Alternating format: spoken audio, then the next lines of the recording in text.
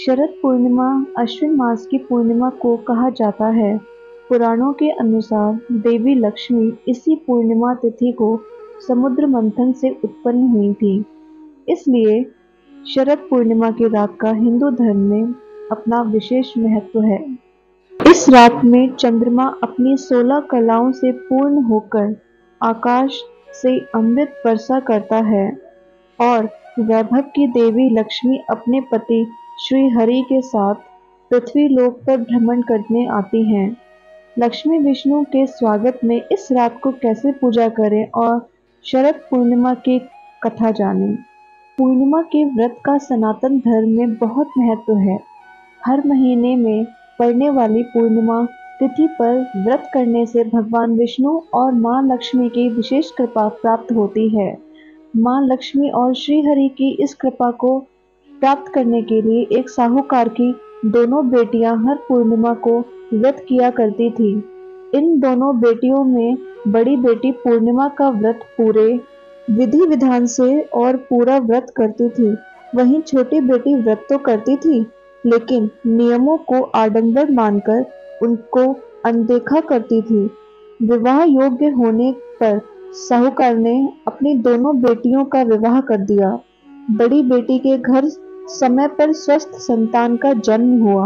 संतान का जन्म छोटी बेटी के घर भी हुआ, लेकिन उसकी संतान पैदा होते ही दम तोड़ देती थी। 2-3 बार ऐसा होने पर उसने एक ब्राह्मण को बुलाकर अपनी व्यथा कही और धार्मिक उपाय पूछा। उसकी सारी बात सुनकर और कुछ प्रश्न पूछने के बाद ब्राह्मण ने उससे कहा कि तुम पूर्णिमा का अधूरा व्रत करती हो, इस कारण तुम्हारा व्रत फलित नहीं होता और तुम्हें अधूरे व्रत का दोष लगता है। ब्राह्मण की बात सुनकर छोटी बेटी ने पूर्णिमा व्रत पूरे विधि विधान से करने का निर्णय लिया, लेकिन पूर्णिमा आने से पहले ही उसने एक बेटे को जन्म दिया। जन्म लेते ही बेटे की मृत्यु हो गई।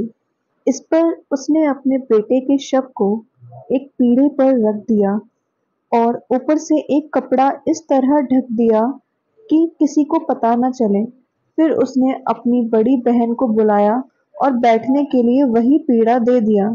जैसे ही बड़ी बहन उस पीढ़े पर बैठने लगी, उसके लहंगे की किनारी बच्चे को छू गई और वह जीवित होकर तुरंत रोने लगा। इस पर बड़ी बहन पहले तो डर गई और फिर छोटी बहन पर क्रोधित होकर उसे डांटने लगी कि क्या तुम मुझ पर बच्चे की हत्या का दोष और कलंक लगाना चाहती हो? मेरे बैठने से यह बच्चा मर जाता तो? इस पर छोटी बहन ने उत्तर दिया, यह बच्चा मरा हुआ तो पहले से ही था। दीदी, तुम्हारे तप और स्पर्श के कारण तो यह जीवित हो गया है।